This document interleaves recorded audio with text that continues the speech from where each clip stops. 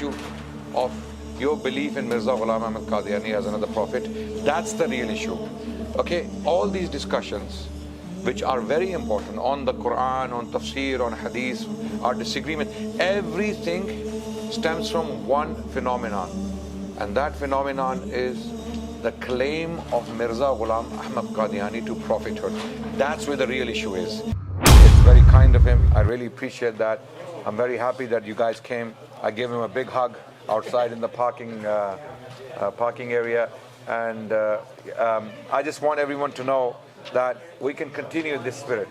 Okay, we were not here to degrade or humiliate or insult each other. Rather, he will say what he thinks is true, and I will respond, and I will say what I think is true, and that's it. It's a very short conversation. Let's keep it dynamic. You know, let's not stick to one topic, because then it's going to go on for long. Let's hit up as many topics as we can, inshallah. I just want to start with one important thing, which is that for Ahmadi Muslims, like the Ahlul Hadith, one thing we can agree on is the beautiful statement of Hazrat Ahmad ibn Hanbal rahimahullah. You're aware of it, where he basically explained that I get so amazed that, you know, someone gets a Sahih Sanad and they respond by saying Sufyan al-Thawri said this.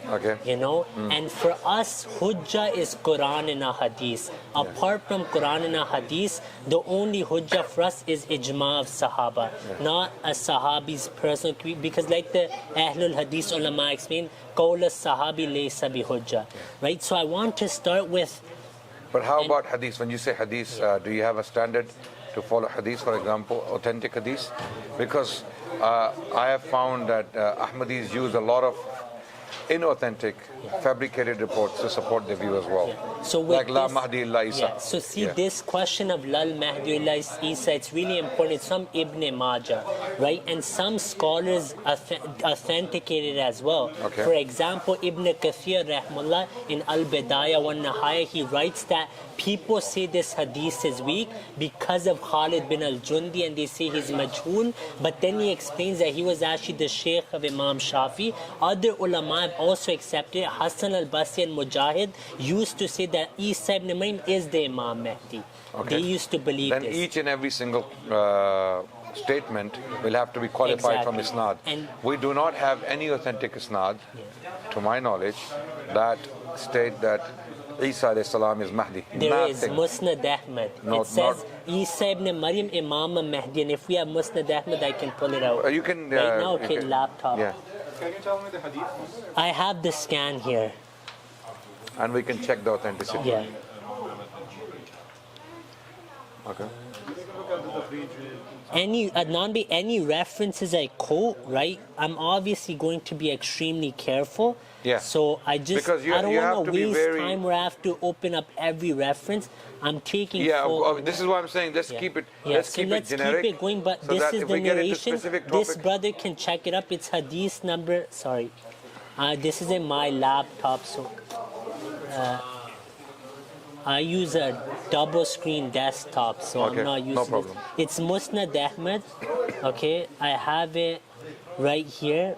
Can you guys pause for 1 second? I just want to see here if it's working. 1 second.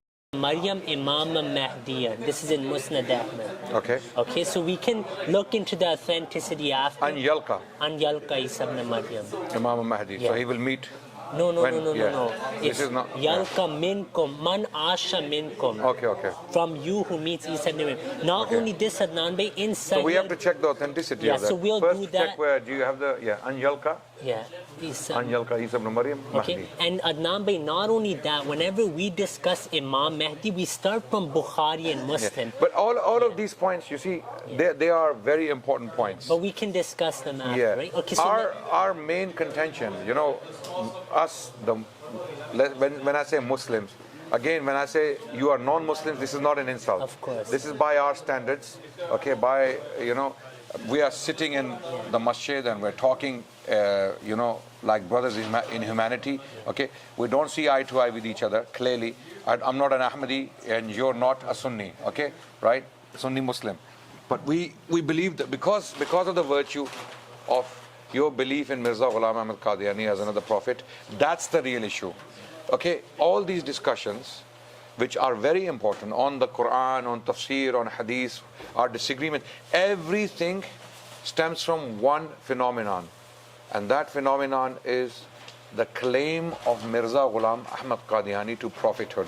That's where the real issue is. So, okay, all the things we discuss, okay, are they will secondary. Secondary. Primary is Mirza. Okay, so this is where Because Mirza Sahab is at the center of it, you know. So so this is why when I say that we should not discuss anything else other than Mirza Ghulam Ahmad Qadiani himself, I don't mean that we can't discuss other topics. Other topics, Khatamun Nubuwa, or topics like Wafatul Masih or Hayatul Masih, okay, all of these topics can be discussed. But why do the Ahmadis discuss these topics? Because they want to bring the buck back to Mirza Ghulam Ahmad Qadiani, because they want to show us, as we seem to be misguided to the Ahmadi community, we appear to be misguided to the Ahmadi, because we're not believing in a true prophet, right? So you want to bring us to the true prophet of God, Mirza Ghulam Ahmad Qadiani. We are saying that's where we're going to start.